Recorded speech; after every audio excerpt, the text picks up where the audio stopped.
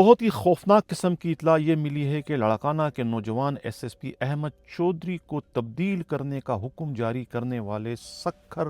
Bench high court کے جج کا ٹرانسفر کر دیا گیا۔ کہا یہ جا رہا ہے کہ ان کے خلاف یہ کارروائی ایک انتہائی خطرناک ملزم امتیاز علی سیتو کو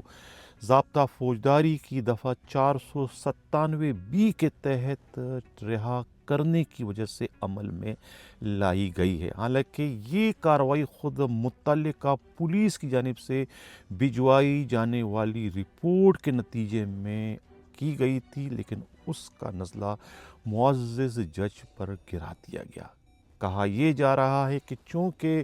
معزز جج کی جانب سے لاڑکانہ کے نوجوان S S P Ahmed Chaudhry پر انتہائی برہمی کا اظہار کیا گیا تھا کہ انہوں نے بلا کسی جواز، بلا کسی شواہد کے 2 ماہ سے جو ہے وہ امتیاز علی سیتو کو اپنی غیر قانونی حراست میں رکھا تھا۔ حالانکہ امتیاز علی سیتو کو لاڑکانہ پولیس نے اس وقت گرفتار کیا تھا جب ان کے قبضے سے 2 دستی بم برآمد کیے گئے تھے، اور وہ اس دستی بم کو لے کر جو ہے وہ برج کو اڑانے کے منصوبے سے جا رہا تھا، جس کی تفتیش جو ہے خود لاڑکانہ پولیس نے مکمل کر کے اس کی رپورٹ آئی جی سندھ کے علاوہ حساس اداروں کو بھی بھجوا دی تھی۔ اور کہا یہ جا رہا ہے کہ امتیاز علی سیتو جو ہے خود صابر آرائی کے اغوا اور قتل کیس میں بھی ملوث ہے، اور ان کی اپنی گرفتاری ان کے اپنے زیر حراست بھتیجے کی نشاندہی پر عمل میں لائی گئی تھی، جو پہلے ہی جو ہے صابر آرائی کے اغوا اور قتل کیس میں گرفتار ہیں۔ اور یہ مقدمے کی تفتیش جو ہے خود عدالت کے حکم اور آئی جی سندھ کے حکم پر لاڑکانہ کے نوجوان S S P Ahmed Chaudhry کو سونپی گئی تھی، اور وہ اس کیس میں جو ہے وہ تفتیش کر رہے تھے، اور وہ اصل ملزموں تک پہنچ گئے تھے، اور انہی کی تفتیش کے نتیجے میں امتیاز علی سیتو کی گرفتاری بھی عمل میں لائی گئی تھی، جس کے بعد جو ہے امتیاز علی سیتو کی جانب سے ان کے وکیلوں کی ایک ٹیم نے جو ہے اس معاملے کو ہوا دی، اور پھر سیتو ٹرائکا جو ہے وہ متحرک ہو گیا، اور کچھ دوسرے پولیس کے بڑے افسران بھی جو ہے اسی ملزموں کے گروہ کو جو ہے مبینہ طور پر جو ہے وہ سپورٹ کر رہے ہیں۔ یہ ایک ایسا گروہ ہے کہ جن کے خلاف 50 سے زائد مقدمات مختلف تھانوں میں درج ہے، لیکن اس کے باوجود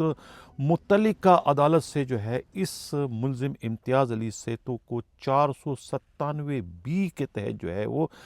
رہا کر دیا گیا تھا، اور اس کا نزلہ جو ہے پھر خود لاڑکانہ کے نوجوان S S P Ahmed Chaudhry پر گرا دیا گیا تھا، اور ان کی تبدیلی کا باقاعدہ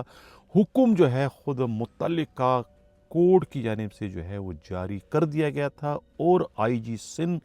کے علاوہ خود ایف آئی اے کو جو ہے اس سارے معاملے کی 7 روز میں جو ہے وہ انکوائری کرنے کے بھی احکامات جاری کیے گئے تھے، کہ اس نے عرصے تک جو ہے امتیاز علی سیتو کو غیر قانونی حراست میں رکھنے کے الزام میں جو ہے وہ ایس ایس پی لاڑکانہ اور ان کی ٹیم کے خلاف کارروائی کی جائے۔ لیکن ان کے خلاف کارروائی کیا ہونی تھی، وہ تو